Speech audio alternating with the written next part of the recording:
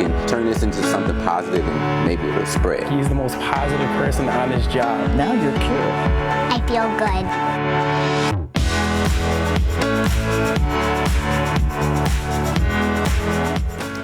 Good morning and welcome to Positively Milwaukee.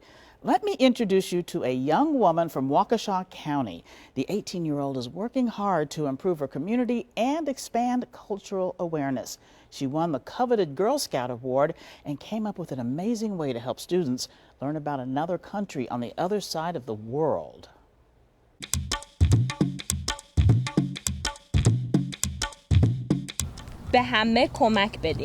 This Pewaukee High School senior just said, "Be kind to everyone" in Farsi.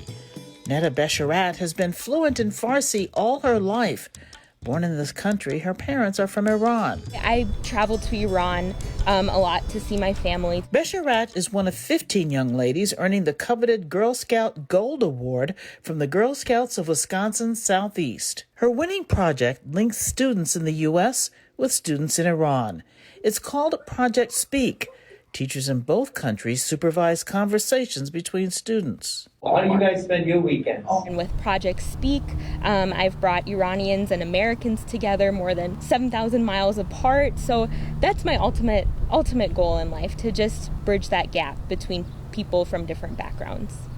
It was a great sense of accomplishment, I think. I mean, I'd been working on my website, on my project, on Project Speak for more than 2 years. Through Project Speak, Besharat hopes to dispel myths many people have about Iran. I haven't experienced any overt racism, but definitely some prejudice, yes. I mean, whenever I bring up that I'm Iranian in a conversation, the conversation almost just stops right there. Netta says Project Speak and being a Girl Scout has enriched her life. One thing I love about Girl Scouts is just all the adventures I've gone on. We've had so many different experiences: camping, hiking, scuba diving, kayaking, jewelry making. I could go on and on. Besharat is a clear superachiever. She's even opened doors in her high school. She found a way students who love science can meet and compete. I started the Science Olympiad Club at Pewaukee High School just in hopes of creating an opportunity for students and for myself, actually, to just be a part of a fun, supporting community of students who love science and who hopefully want to pursue science in their futures. I know a lot of girls my age may feel kind of uncomfortable, like being interested in science or doing anything involving STEM, but I really think it's important to just go for it and get involved, and we're fully capable as well as women. Netta is also an athlete. She's coached gymnastics and, by the way, don't mess with her. I enjoy practicing Taekwondo. I'm a first-degree black belt. This teenager has even found a way to help the community. Netta, you still find time to volunteer. Yes, I do. At the food pantry of Waukesha County, and just tutoring at my school, as well as volunteering in a 4th grade classroom. Netta is grateful for loving parents. They've been with me every step of the way, having my back, and they're just really proud of me and supportive, which I'm thankful for. But there is something this enthusiastic teen does to irk mom and dad. My parents are kind of annoyed because I never really get to spend much time at home with them. Her young age does not prevent her from understanding her mission in life. My purpose in life is to just bring people together and to just help others. It looks like the future of Netta Besharat is as golden as the Girl Scout Award she just earned. It really makes me feel thankful for everything that I have and all the opportunities that I'm provided with. And we're so happy to say Netta is keeping her skills close to home. She has been accepted into the University of Wisconsin at Madison. The death of a child is an impossible loss. A local mother knows that pain, but she's turning grief into something beautiful. Kristen Byrne tells us about Maddies Memory. This workshop was once part of Hazel Jones's living room. These days, she's using it to cut down formal gowns. They have a lot of tulle, they have a lot of fabric, especially those who are donating dresses from the 80s. For sure. They're huge. They are so big.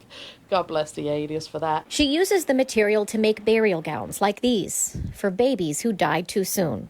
Her own son, Matthew, was stillborn at nearly 21 weeks and had to be buried swaddled in a blanket. He was only 3 ounces and was 6.5 inches long, and the hospital had nothing that fit him. I have so much guilt, especially in winter.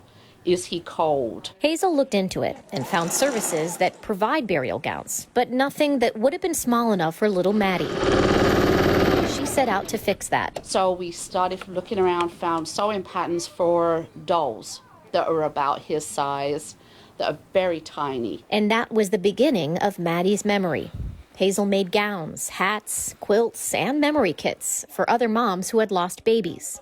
She makes them in vibrant colors and sometimes with Bucks and Brewers themes. Hazel says she knows white is more traditional, but not everyone wants it. For some of them, it's too somber. But to have a color that celebrates their child is wonderful. I would have loved it if that had been me. She donates them all either to area hospitals or directly to mothers who need them. There's so much expense comes with losing a child. The last thing you need to think about is, okay, now I have to pay for clothing. No, it's there, it's yours. Just take it. But that means Jones relies on fundraising and donations. If you have any old formal wear lying around, Maddies Memory will happily take it off your hands. Hazel will do with that dress what she's been trying to do with her own loss. We will turn something ugly into something beautiful. What a great idea. Now, it's not just material that Hazel needs. She could also use thread, needles, scissors, and seam rippers. If you'd like to help, we do have a link for you. Just go to our Positively Milwaukee Facebook group. Taking a simple DNA test changed a Greenfield woman's life forever. It took her on a path of discovery that gave her a joy she never knew. It was April of 2016 that Carole Meekins connected with a man that would change her life forever. I said, no. This 76-year-old Greenfield grandmother grew up as an only child. When you have brothers and sisters, you have built-in playmates. She did have relatives to play with. Meekins thought she knew them all until... So I went to Ancestry DNA. That's when a mysterious match turned up. It says first cousin or closer. My daughter said, I think if you have a half-brother, Mom. Carole was shocked. Then I noticed up in the corner that I had a message from this guy. And yes, she had trepidation in connecting with a stranger. I hope he's not in jail. So what happened when Carole met her long-lost brother? What kind of man was he? Did he resemble anyone in the family? Oh, hello. How are you? Oh, it's so good to see you. The minute this man got out of the car, I knew he was my brother because he looks just like our father. We talked all day long. We went out for dinner and we were sitting at the table and I couldn't believe what I was seeing. He said, Carole, you look like you just saw ghosts. And she said, I'm looking at Dad. You have all his mannerisms. He sat just like that. Pella now lives in Iowa, but he grew up in a loving adopted home in the Milwaukee area. I would go to places like Southridge Mall, look around, people watch and wonder, am I related to anybody? What would your father say if he saw Tim? What a fine man he's turned out to be. Well, the irony of it was I was 35 miles away. But for Tim, discovering Carole completes his story. Now I've got somebody, and I'm going to do whatever it takes to make sure that the rest of our lives are going to be gracious and good. However long they may be. I am so thankful every day that he's a part of my life. I couldn't have been any better for either of us, I think. I love him. I love him. He's my family. Such a happy ending. And Tim comes to visit Carole every few months, and they're constantly learning about the history of their family, and it's made even easier because Tim is a natural history buff. Coming up after the break, we're going to tell you about a grandmother traveling the world through the power of reading. Plus, meet a team trying to improve more than just its dance skills.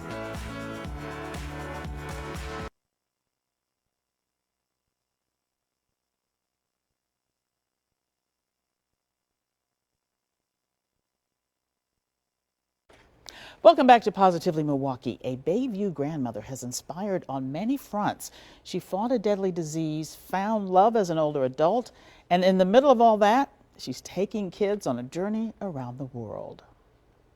Hi, I'm Nikhil. And I'm Jacob. We are 8 years old and the collaborators for the book, Two Countries, Three Friends. You're looking at two of Regine Cantor's grandkids reading from a children's book they helped her write. Cantor's love of reading is so evident, her Facebook page is called Grandma Books World. How did this all begin? When my oldest granddaughter, who is now 16, was 2 years old, she would stand in the window when she knew I was coming because she knew I brought a big bag of books. And she'd stand there and call, Grandma, Grandma. The minute the car pulled up, she'd go, Book! And I became Grandma Book. Her books have a common theme, teach kids about other countries and cultures. Hi, my name's Caroline and I'm Grandma Book's granddaughter. Regine noticed a void when her 6-year-old granddaughter was about to take a trip overseas, and Cantor was looking for a kid's book on India. I went to the bookstore and they said, oh, we don't have anything like that. Okay, time to get started. That's when we wrote the first book, Grandma Books World Vietnam. Regine, a widow, is also engaged. How did she meet a compatible partner? Through a dating service. I met CJ. They had to cancel their wedding last year because of the pandemic. Now they plan to walk down the aisle this year. And to take this step is a gift. Cantor recently marked another crucial milestone. I am a 37-year breast cancer survivor. With her book, A Wish for a Christmas Dress, Cantor led a drive that donated clothes to kids in Africa. Let's learn some things about koalas. A variety of experiences has gifted her with the wisdom to chase her passions. Through Regine Cantor, you see a grandmother inspiring kids, helping international neighbors. She prompts us to remember it's never too late to open a new chapter. My goal now is to keep my eyes open for what God is calling me to do. And there is a magic in combining the spirit of youth with the wisdom of age. Thank you so much, Regine. A roadside attraction in Walworth County is sure to catch your eye. James Groh talked to the artist about the inspiration. It's the Tin Man. Officially, I would call him the Tin Man. It's 40,000 pounds and so tall you can see it from about a mile away. Why'd you do it? I'm not sure, you know. It all started when Robert Stewart, who lives near Lake Geneva, got this McDonald's Officer Big Mac head. Officer Big Mac was a popular figure in McDonald's commercials in the 1970s. We spent 2 years welding on him on the ground. We actually built him laying on his back. The main piece of the body is actually a water tank out of the old Pabst Brewery. The Tin Man, along with the Minions he and his daughter Mariah made and painted, have become a popular roadside attraction in the area. We've had a couple stop actually specifically for the Minions and take a picture with the Minions. Overall, it's just something fun and cool on the side of the road. Stuff to drive by, stuff to look at. If you look closely, you'll notice some details like a robin on the statue's shoulders, the belt buckle, and even a wagon it's dragging. And if you were to think Robert was satisfied with this 40,000-pound statue, you'd be wrong. We have plenty of stuff to build another one. Well, that's good to know. And, you know, we know road trips can be a drag sometimes. So thanks to the stewards for putting a smile on all of our faces.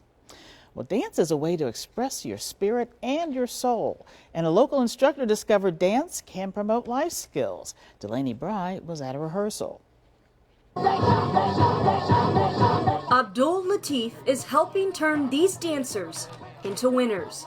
It's part of the legacy that Divergent Ignite Dance Company is trying to build. It's been a lot of competitions that I've been in since I've been on the team. The team is looking for permanent studio space so they can display all their trophies. But in the meantime, they practice in a space donated by a local business. Dravana Kimball, also known as Coach V, is proud of how far the team has come. Something so small just turned to something really big. Coach V started the team when she was only 16. Most of the first members came from the Boys and Girls Club. They all come, wanted to learn, wanted to dance, basically with the same goal, to get something positive and successful out of this. And they came to the right place. Many of these kids come to Coach V with hardly any dance experience. Abdul didn't when he joined 4 years ago. Being on this team really helped me grow as a whole. 5, 6, 7, 8. Now Abdul is one of Coach V's go-to dancers. He's gotten so good, he's showing the kids how it's done. I feel like most dancers were in my position, didn't know much or are scared to get outside their box. So I feel like me letting them know if you do so, you'll grow a lot. And trust me, I grew a lot. Coach V says there's a lot to learn from Abdul's rise to the top. So I want them to understand that things aren't going to be easy, but y'all are stars, and you have to believe that. You have to believe that. But those skills, that resilience, can be applied in every aspect of life. Like Abdul's plan to go to cosmetology school. His time dancing will get him through. It really strengthened me, if that makes sense. I'm going to keep trying until it gets done.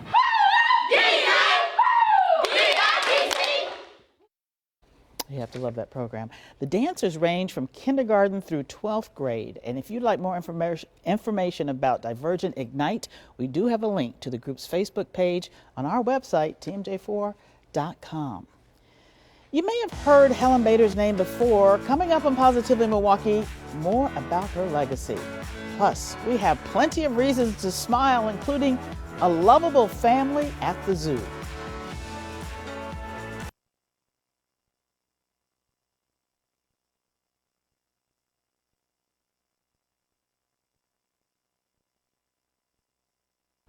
Welcome back to Positively Milwaukee, giving, growing, and learning. Those were 3 things Helen Bader never stopped doing. I sat down with her son to look back on her legacy. You probably never met the late Helen Daniels Bader, but if you live in Milwaukee, you know her name. What do you miss most about your mom? Probably the most is her smile. And she was a very compassionate person. Helen Daniels Bader, a beloved philanthropist, devoted her life to lifting others. She left her fortune to groups and causes all over the world, but most in Milwaukee. She did an amazing thing, of course, because she left her wealth to the community. I talked to her son, Daniel Bader, by Zoom. He shares precious memories of growing up with a mom who found friends from all walks of life. One of the things that she brought to the table was she loved people. And she loved to meet people, and she loved to meet people different from herself. The Helen Bader Foundation was founded in 1992. Bader Philanthropies has given more than $300 million to uplift people, especially the underserved. As we help each other, we learn about each other, and we all become more human. She amassed wealth after she and her husband founded Aldrich Chemical Company in 1951. My mother had a lot of money because of the success of the company, but she dressed very modestly and liked that. She just liked to kind of blend in and not stick out, and she didn't want people to look at her as being a wealthy person. She just wanted to be a person that was just an everyday Joe. Helen Bader was a lifelong student. Even the end of her marriage did not stop her from growing. My parents were divorced, and as a result of that, she decided to kind of reboot herself. She went through the master's program at the UWM School of Social Work at the time and got a social work degree. Stories like this can be found in this book, An Independent Spirit, The Quiet, Generous Life of Helen Daniels Bader.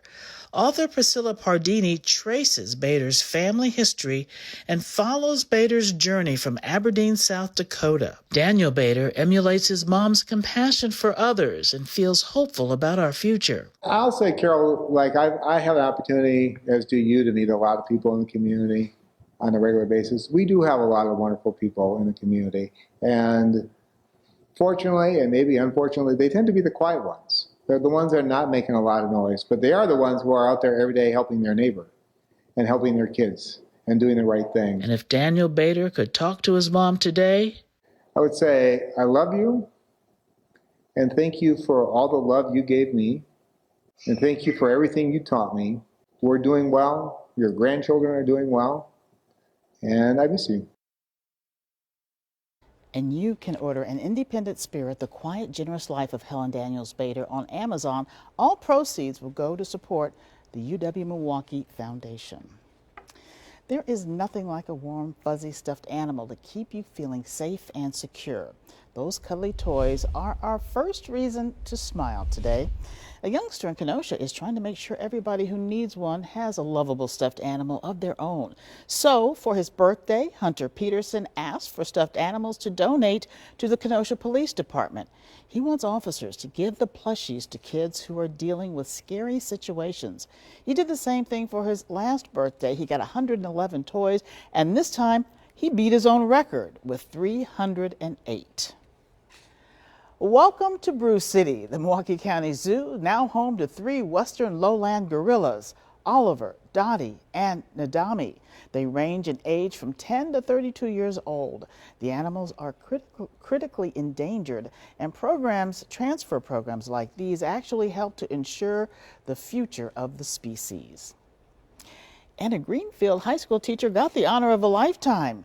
Karen Podbilski taught her student Heather about 15 years ago. Well, recently Heather became engaged and she asked her teacher, Karen, to be the officiant. Now, how wonderful is that? Congratulations to Heather and her new husband. I'm going to be back with my quote of the week. Don't go away.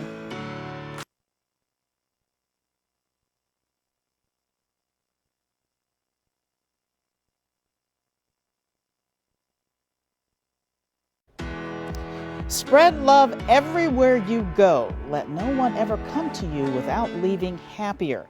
That's a quote from Mother Teresa, who spent her life tending to the poorest of the poor. It's a vow she and her order took in addition to the vows of chastity, poverty, and obedience sisters normally take. We can all learn so much from Mother Teresa's life, but being kind really is the most important. Always remember that. When you get out in the world, you get back what you put into it. So as we prepare for the week ahead, as always, stay positively Milwaukee.